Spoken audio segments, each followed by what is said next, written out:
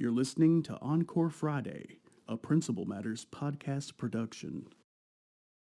Hi, friends. Before I jump into today's episode, I just want to give you a little context. A couple of weeks ago, a listener, DJ Klein from Jackson, Mississippi, reached out to me by email. And this is what he said. He said, "Good evening, Mr. Parker. I hope all is well. I started listening to your podcast about a year ago and just wanted to say thank you for all the hard work and insight. I wanted to reach out to ask you your advice. I'm about to start my first full-time administrative role as an assistant principal at a local high school. I was wondering if you have any resources or tips for my first year. I have started Jen Schwanke's book, You're the Principal, Now What? It has been great so far. Thank you in advance." So I called DJ. And so this week's episode is my attempt to answer the question, what ideas should a new assistant principal have in mind for his or her first year? As always, if you'd like other free resources like this one, you can check out all my posts at williamdparker.com. Principal Matters Podcast, episode 197.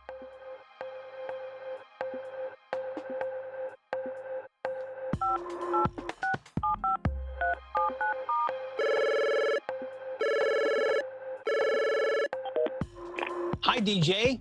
This is Will, and I'm so glad that you connected. Tell me where you are today. Hi, good afternoon, Will. I'm located right outside of Jackson, Mississippi. I'm a former sixth grade math teacher, also coached high school football along with middle school basketball. And I've currently just accepted my first assistant principal role at Cherry High School, which is located about 20 minutes south of Jackson. So very excited, also very nervous. And so wanted to reach out to you and just gather some insight as I just prepare to, step into my first role in as an assistant principal. Well, I am so thrilled for you, DJ. I'm just like jumping up and down for joy. And I don't know how a Pittsburgh boy ended up in Mississippi. So tell me that story first, like how, because I know from our earlier conversation that you started up in the Northeast and now you're a Southerner. So how'd that happen? Yes, sir. Oh man. Well, right between my junior year and senior year, my dad broke the news to us that he got a job working down in Vicksburg for the U.S. Army Corps of Engineers. And so first he kind of got us all together around the dining room table and asked us, hey, what are our thoughts on it? And I told him, hey, I only have one more year of high school left. It's going to be difficult, but everything happens for a reason. I've always believed that, especially being a man of faith. And so we moved down here, and so I attended Clinton High School for 1 year. And then as soon as I departed from there, I went to Hines Community College for 2 years, and then I finished my undergrad in elementary education at Mississippi State. So that's it in a very, very brief nutshell there. Yeah. So how many years have you been in the classroom? What grades? I've been academically, I've been teaching sixth grade math for my entire super long 6-year career. I started out coaching football on the high school level at Madison Central right outside of Jackson here. And I did that for 2 years and then decided to step down. Quickly realized that, at first I thought coaching was, the direction that I really wanted to pursue. And then just after some thoughts and, prayer with the wife, I decided just to stay in the classroom full time. I absolutely loved it. And so, and over the years, my own administration just really started to just push me into the direction of educational leadership. And at first I was a little hesitant, a little reluctant to pursue it, and then enrolled in a master's program and, said, hey, why not? If that's where God wants me to be, that's where he'll place me. And so long story short, I got my master's degree and I passed the SLLA, and then been interviewing for the past 2 years at just local high school, elementary, all 3 levels. And so finally got that first offer. And so looking very excited to get started in the fall. Well, congratulations, DJ. And I know the feeling that you have when you've worked so hard, when you've prepared so long, when you've thought about all the options. And, and congratulations for you and your family, because this is such an amazing opportunity for your career. And I know that because you reached out to me, you had some questions about like, okay, well, here I am getting ready to step in. And so just for anybody that's listening into this conversation, remind me the questions that you're thinking about when you reached out to me. Yes, sir. Absolutely. Especially just, going through your website. I just had a very brief moment just to kind of skim your biography.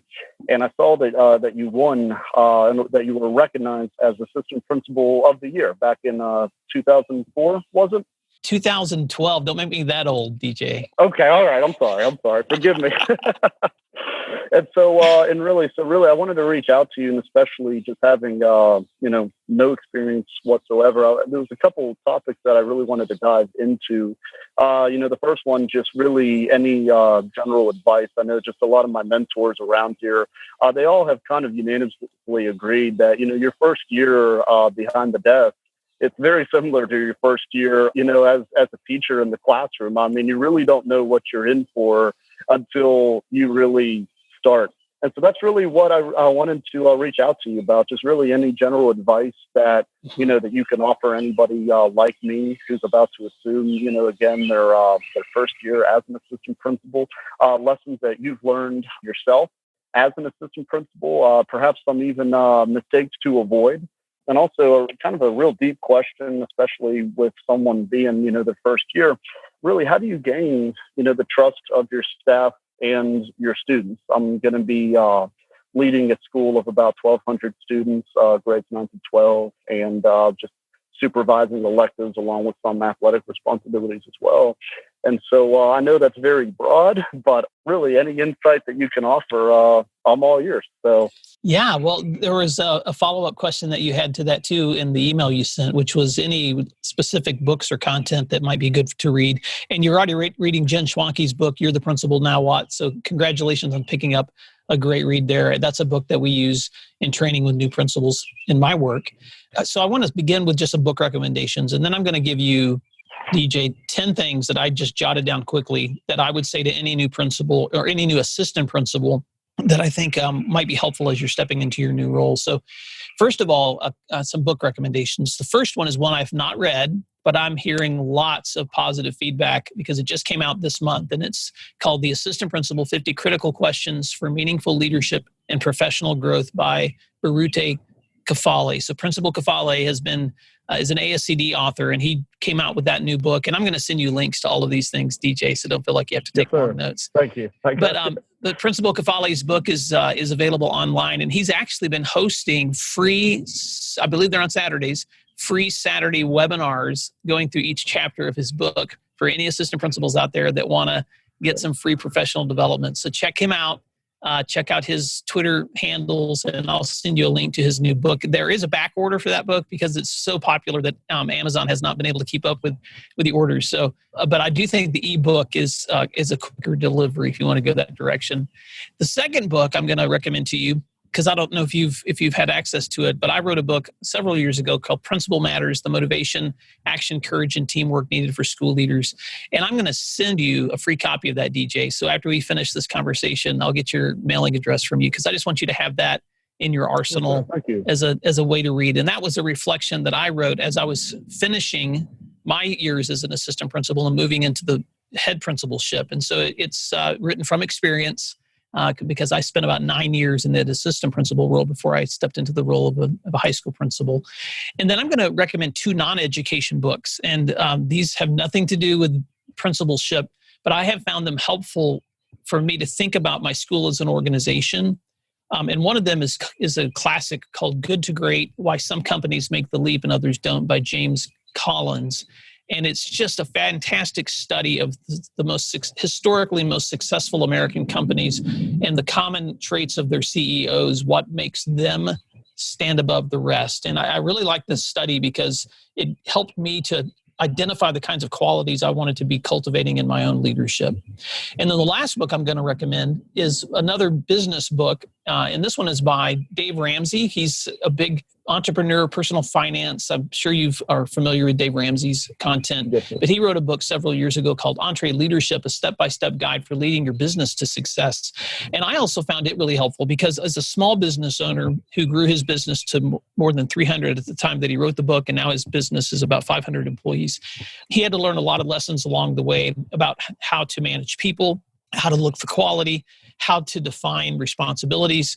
And I really found his book just kind of a practical tip for the business side of what you're going to be doing in administration. And so even though you're still an instructional leader, you're also doing some organizational management things that you've never done before. And so looking at organizational management from the perspective of business, I have found helpful in leading schools too. So those are my 4 quick book recommendations. So remind me afterwards and your address, and I'm going to give you a copy of my book, Principal Matters. Now, here's the 10 things that I wanted to share with you from your first question, which was, what are some tips that you would have for a new leader? And so I could unpack these for hours. And so I'm going to give you each tip with just some brief comments, and then we can circle back and unpack 1 or 2 of them if you've got some follow-up questions. But so I'm just going to dive in. Are you ready?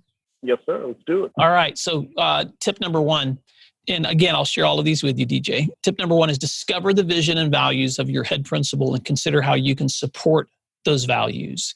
There's nothing more important as an assistant principal than realizing that your role is to support, promote, and cultivate the vision and the value of the leader that you're following. And so if you can spend time listening and identifying what those values are, what those goals are, what those priorities are for your leader, then you're going to be a huge asset for that person in accomplishing those goals, because you become, just like in coaching, a great assistant coach understands the goals of their head coach and helps reach those goals together.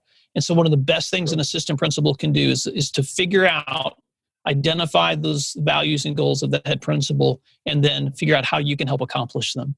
Number 2 is to identify the administrative structural designs and expectations in your school. In other words, know your job description. Figure out exactly what it is that your job description is. And that looks different from school to school. So I can't sit here and tell you, guess what, this is what you're going to be doing on a daily basis, because that depends on the community, the size of the school, how many other assistant principals are in the building, if whether or not you have instructional coaches, whether or not you have therapeutic counselors. There's just so many variables.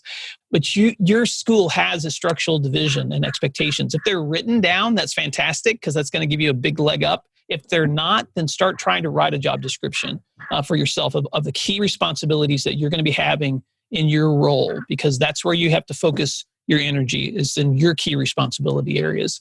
And you're going to find that list is really long. Number 3, be friendly and introduce yourself to everyone. Now, let me unpack that just a little bit. Everyone means teachers, parents, community groups, custodians, bus drivers, paraprofessionals, counselors, nurses, the upper administration who you're going to be reporting to, and of course your students. Now you have to decide, DJ, what that means for you. In a school with 1,200 kids, it's an impossibility for you to introduce yourself face to face with every person in your community. So you may want to consider an introduction social media post, or an introduction email, or a part in the next newsletter.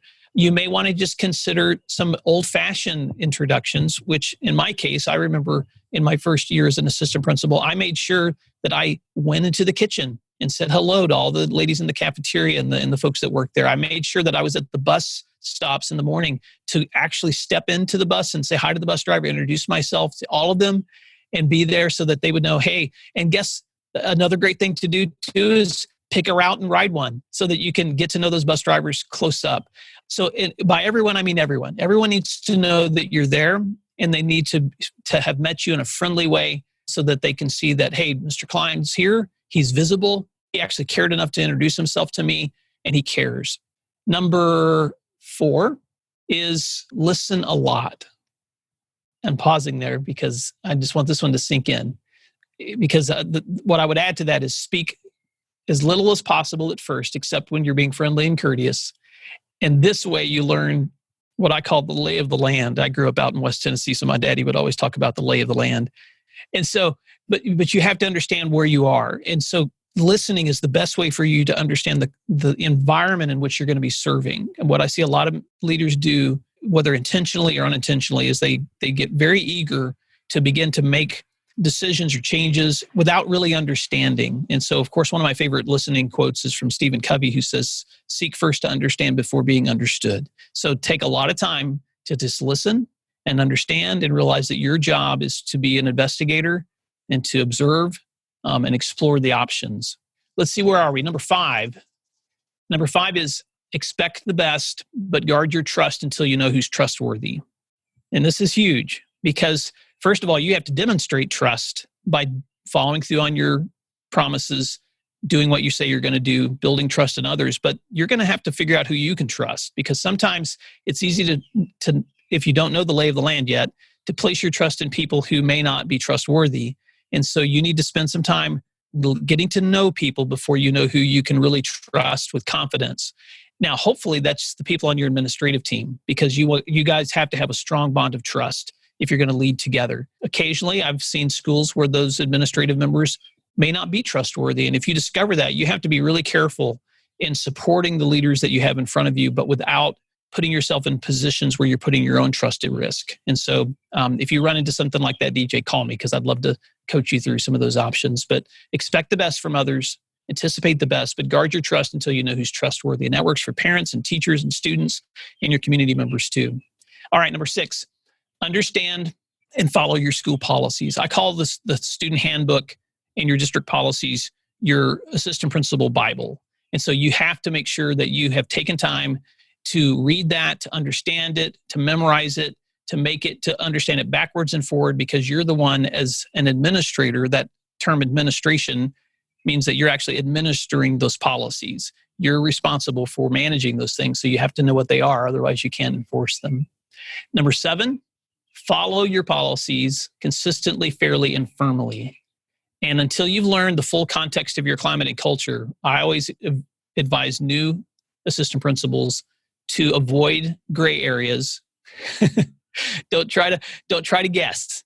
Rely on those policies and procedures. Be as consistent as you possibly can. And if you're unsure, you ask a trusted, experienced admin before you move forward. So it's just really important that you rely on those policies so that you don't put yourself in any position with liability or risk or negligence, or that you violate anything that's going to get you in trouble in terms of your professional work.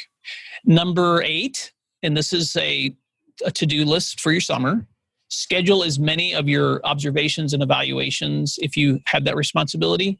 Schedule as many of them in your calendar the year in advance. So take a look at the whole school calendar and figure out who you can block each week to make sure that you're scheduling time into your calendar to get into their classrooms. Now, I call this chunking, where I take 2 or 3 teachers a week and I chunk them. I don't give them a specific day. I just say, during this week range, I plan to be in their rooms. And then I share that chunk list with all my staff once I've got it developed. And of course, you're going to want to talk about this with your other administrative team members, because you may or may not have the same responsibilities as other people on your team, and your principal may be the one who decides for you who you need to do this with. But what I've discovered is if you can chunk the things into your calendar that are already responsibilities and priorities in advance, then when everything else comes crashing down around you, you already have a priority list of things that still have to be done. And that way you don't get to the end of a semester and you're like, oh my gosh, I have 15 teachers whose rooms I have not been in, which happens a lot to new principals. So get those things on your calendar in advance, and then you can adjust them accordingly whenever there's a fire to put out, which there will be plenty of those to put out. Number 9, there's only 2 more. Commit to personal self-care habits and continue them even when you're so overwhelmed you don't think you have time to exercise, to eat, or to sleep. And so this is going to be something that's easy for me to say to you in the summer, but it's going to be really hard for you to practice in the fall. And that is whatever those personal care habits are, DJ, that you have, whether that's fitness, whether that's nutrition, whether that's sleep, whether that's time with your family, you need to build those into your habits and continue as much as you can to practice those consistently, because they will fuel the energy that you need to do this really hard job. If you start taking those things off of your list, then what you're going to discover is your energy levels are going to go down, down, down. Your inspiration levels are going to go down, down, down. And then you're going to be running on empty. And so you're going to have all this stuff to do with no energy to do it. And so I know it's counterintuitive. People that work really hard think, so I don't have time to do personal care because I have so much to do. But what they don't realize is that the personal care gives them the energy to do those things. So make sure that you still stay committed to that. Even if that means, that you're running at 5 a.m. to get that work done. I know you understand that as a teacher, what that looks like too. And then the last one, and then I'll give us a chance to unpack and debrief. Number 10, this may be the most important one. Give yourself a lot of grace. A lot of grace. This is going to be your first year. And just like you said earlier, the first years are usually the hardest of anything that you do. And until you've done something at least once, you don't usually know how to discover your groove. And so give yourself a lot of grace. Take one step at a time. You're going to have so many things to learn and to do, but you just take them one at a time and realize that when you take one step at a time, you're going to finish your race, not in a sprint, because you can't sprint this race. It's a marathon. So just one step at a time, one day at a time, and you're going to find that list. You're going to be accomplishing those tasks one after another. So I hope that's helpful. And so I'm just going to do a quick review of those 10, because I know that if I was listening to this conversation, I'd be like, man, that's a lot of content, Will. So number 1, discover the vision and values of your head principal and support those values. 2, figure out the administrative structure of your school, and which means know your job description. 3, be friendly and introduce yourself to everyone. 4, listen a lot and speak little. 5, expect the best, but guard yourself until you know who to trust. 6, understand and follow your school policies. 7, follow your policies consistently, fairly, and firmly. 8, schedule as many of your observations and evaluations and meetings on your calendar in advance as you can. 9, commit to personal self-care no matter what. But 10, give yourself a lot of grace, because you're not going to do it perfectly. And so accept that right now, that you're learning, which is what leaders do. Man, that was a lot to unpack. Man, but that's all very good stuff. As you could tell, even though you already said you're going to send me a list, I've been taking notes. My whole page is filled right here. So this is really, really good. And I appreciate you taking your time to give this to me. I wanted to, if it's okay with you, if we could unpack just a few of these, especially on number 1, just discovering the vision and values of the head principal. I mean, there's obviously several different leadership styles. And I mean, really for somebody who's going into it for, the very first time, what is a good way to just to really, I guess, ask and find out, to dig deeper on that? Like, is that something that is really can be accomplished through maybe one conversation, one meeting, or is that just something that you kind of slowly discover for yourself over the first few months? I mean, really, what's the best way to approach that topic? Yeah. Well, I think to answer that question, the first thing I would say is it really depends on the leader.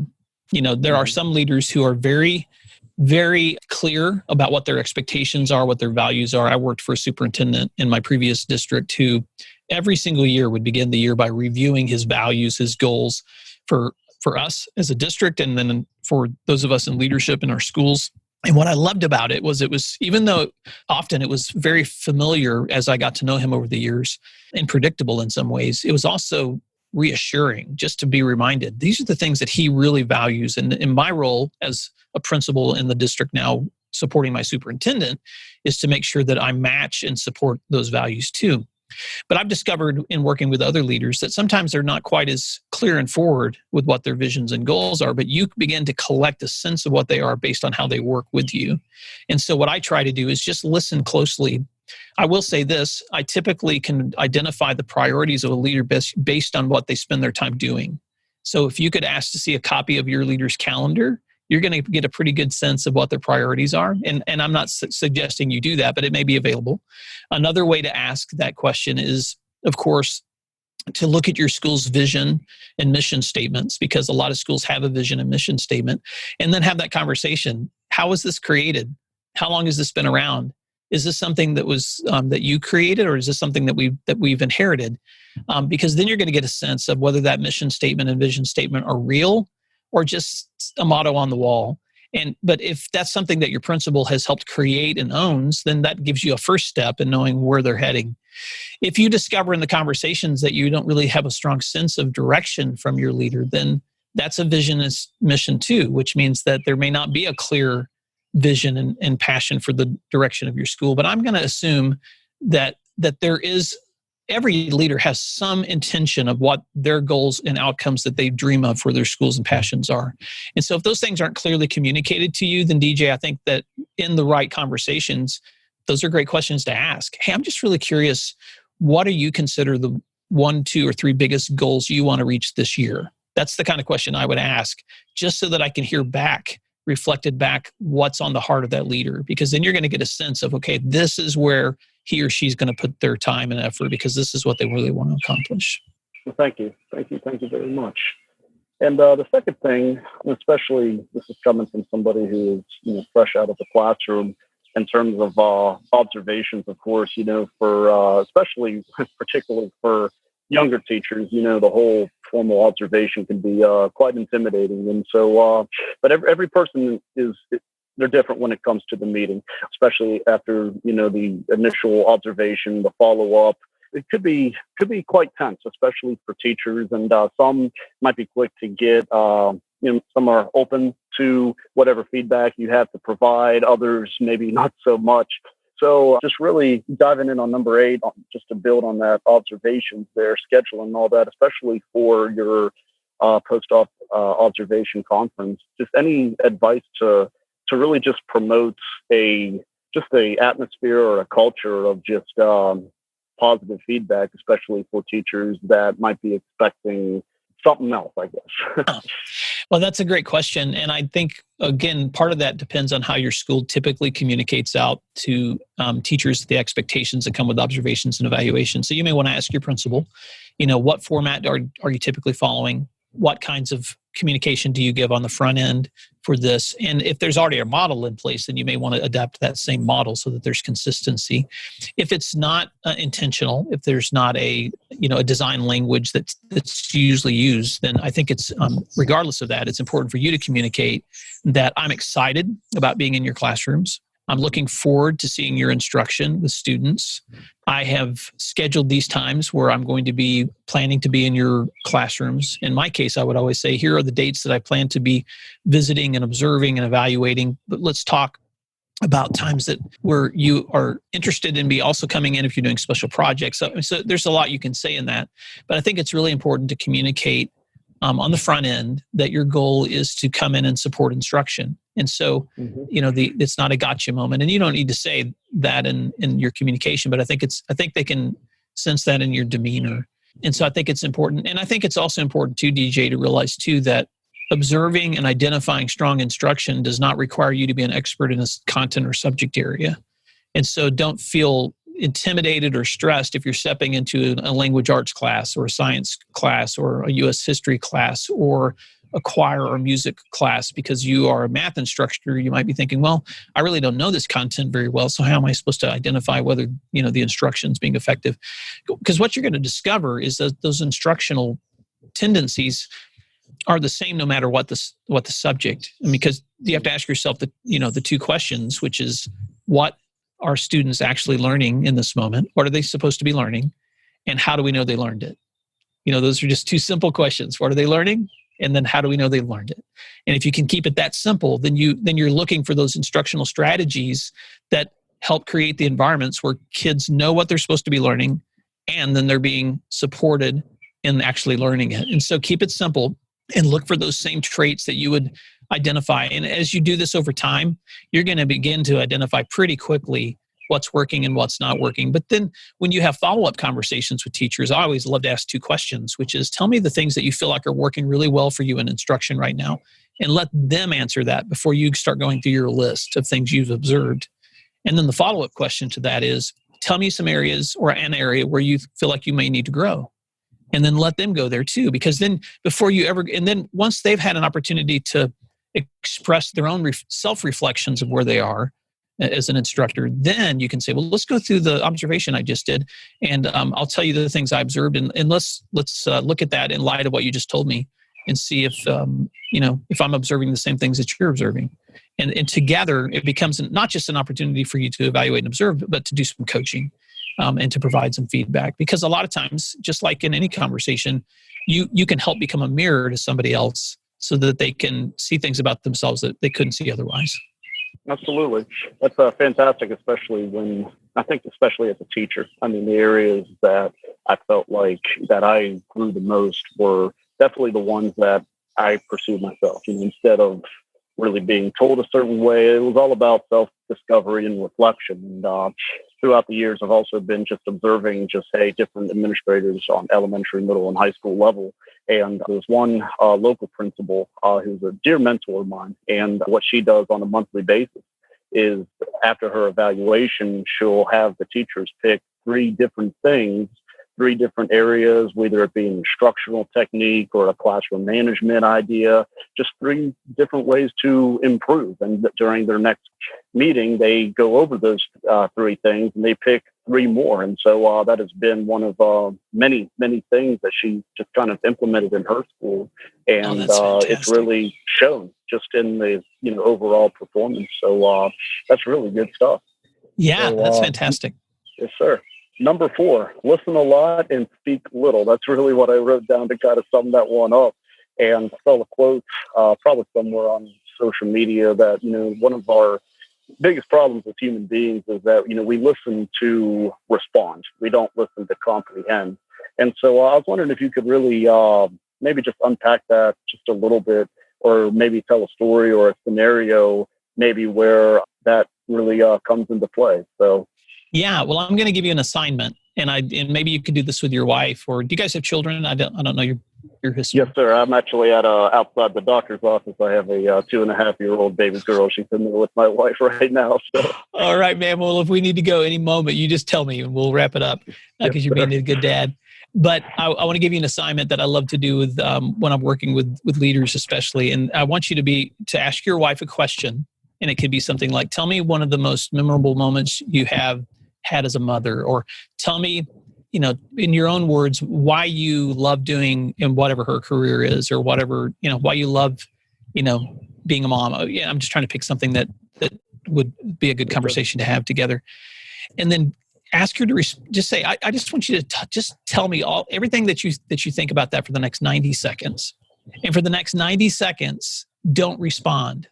Now, by don't respond, I mean, don't respond verbally. Obviously, you're going to look her in the eyes. You're going to listen actively. You're going to nod your head. You're going to do those things. But don't force yourself not to start talking back.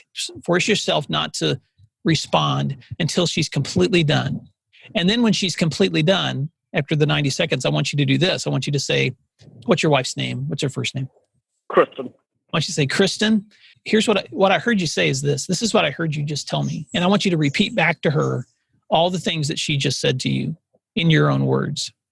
And what you're going to discover is that active listening is really hard, because when she's talking to you for 90 seconds, you're already going to be thinking about the things you want to say, because we don't do, like you just said, we don't do a very good job of listening. We just do a really good job of thinking, what we're going to say next. And the second thing you're going to discover is that when you summarize back to her, you're probably going to get it wrong. And she's going to say, or you may get it right, but a lot of times she's going to say, well, actually, this is actually what I meant. And she's going to clarify for you. And then I want you to take that practice into your work, so that when you're meeting a student for the first time, or you're meeting teachers for the first time, or you're just talking to someone, ask them an open-ended question so you can discover something about them that maybe you don't know. And then just be quiet and let them talk, and really actively listen. And that also means putting your phone down when someone walks into your office to talk to you, or stepping away from the computer. One of the worst things that we can do to communicate to others is that they're not valuable is to be texting the whole time they're speaking to us, or to be sitting there staring at our email when someone's trying to have our attention. So give them at least 60 seconds of undivided attention, 90 if possible, before you have to pause and say, oh, I'm so glad you told me that. I actually need to finish this task, and then can I follow up with you? So you can still be polite and do your work, but you want to make sure that that you take time to listen. And so that's I don't know if that's a good example of listen a lot, speak little, but I think it's a good way for people to identify that you're trying to understand them before leading them. Absolutely. Well, I appreciate that. Thank you. I'm gonna try that out. She might immediately catch on that I'm doing something a little bit different. But, hey, what did Mr. Parker tell you to do? But I'm gonna give it a shot. I'm gonna try to. You can be overt and just tell her, hey, I was given this assignment, so let's try this. Right. Well, I think she's gonna be. If she was over my shoulder right now, she'll probably be saying thank you, because hey, I do appreciate it. Well, and just to wrap everything up, is there just any other last bit of advice? Maybe something pops into mind over the course of our conversation, or also being a former, head principal yourself. I mean, is there perhaps something that you saw, maybe a vice principal that served under you? Maybe was there a common kind of, I guess, rookie mistake that you saw just during your career? Just some different things to avoid, or any feedback is Much appreciated. Thank you. Well, the last thing I'm going to say, DJ, that I've thought about as we were wrapping this up, and this probably is not something that's going to answer any of those specific questions, but I think it's important. In all of those cautions and procedures and expectations that you're putting on yourself, I think it's really important, and this is so hard to do, but it's so inspiring to do it, is don't miss out on the moments that are right in front of you. Because every single day you're going to be walking into situations that you're going to be privy to that you weren't as a teacher. And it's going to be really eye-opening. You're going to see more classrooms than you've ever seen. You're going to see more student activities than you've ever seen. You're going to see more adult interaction than you've ever seen. You're going to see staff working in settings that you never really realized how much they do. And sometimes it's easy to miss the moment. And so I think it's important every single day to pause for just a second and ask yourself, what am I seeing in front of me right now that's wonderful? And how can I just give thanks for that I get to see this, that I get to view this. That might be a kid standing up in front of a class giving a demonstration. It might be watching a coach lead a practice, and you're like, man, I can't believe I get to actually go observe this. Or stepping into a choir room when they're breaking into song. I can't tell you how beautiful that can be. And so give yourself permission. And this is what I say to leaders a lot. And I know it sounds kind of weird because I probably don't need to say it, but give yourself permission to love your students. So in the midst of being the, whatever that is, the disciplinarian, the administrator, the policy enforcer, all of those things are your responsibilities. That's your job description. But you can do that at the same time and love your kids. And they're going to know the difference, because when you're, and I love something Jimmy Casas recently said in one of his posts, and he's a great leader too. If you have not read his content, check out Jimmy Casas. But Jimmy recently said two things he always asks a student at the end of a disciplinary meeting. He always says to him, do you feel like I've been fair in the situation? If not, let's explore that why. And two, do you know that I care about you, that I still care a lot about you? Those are two great questions, because you're making sure that you've identified with that student, that they understand the reasoning that you have in making decisions on their behalf or with them. And then two, they really need to know you care about them as a person, because they're going to be a whole lot more responsive. And you may ask those questions and that meeting blows up and some kid says something you don't expect and it gets really ugly, but don't take it personally, because it's not you that they're mad at. It may be your role that they're mad at. But you have to learn how to be the adult in those situations and try to still guide them back to, here's the fair and consistent expectation that we have. And even if you don't like it, you need to know we like you. And I think when you do that, you're going to build the relationships with people where they know that you're in it for them and you're a part of a community. You're not just fulfilling the role of an assistant principal. Yeah, absolutely. Especially, being in, people business, you obviously have to put the people first, and I love what you said about not missing out on the moments. I think it was just a few episodes ago that you were going over several different things, and I think one of them you told a story about what was it, perhaps a prom or a school dance, and you just had a chance to sit down and just soak it all in, and so that's really, really awesome. Yeah, and it took me a long time to get there, DJ, because I spent my first few years in administration loathing, I can't believe I'm out late at night again, but away from my family, and I'm having to watch these kids dance, and I wish, I'm tired. But I finally began to realize, man, why don't I start embracing these moments? Because these are really meaningful moments for these kids. And if I can just sit back and recognize the meaning of what's going on too, then I can find a whole lot more joy in the work. And so anyway, I hope that's helpful, my friend. It's been amazing to connect with you. I'm so glad you shot me that message earlier so that we could have this conversation. Yes, sir. Thank you very much. I appreciate you taking your time to give me all this. This is a lot of stuff, and I'm definitely going to, go back tonight and dive deeper on a lot of this. So thank you. I really do appreciate it. Thank you for listening to today's episode of Principal Matters, the School Leaders Podcast. If you enjoyed the show, would you take a moment and share, subscribe, or leave us a review? In fact, if you share it out with a friend, even more people can become a part of these conversations. Sign up for our newsletter at williamdparker.com for even more free resources. And don't forget to check out our website to learn more about our books, professional development offerings, Grow Academies, masterminds, executive coaching, and keynote presentations. Wow, let's keep learning together. And thank you for doing what matters. Encore Friday.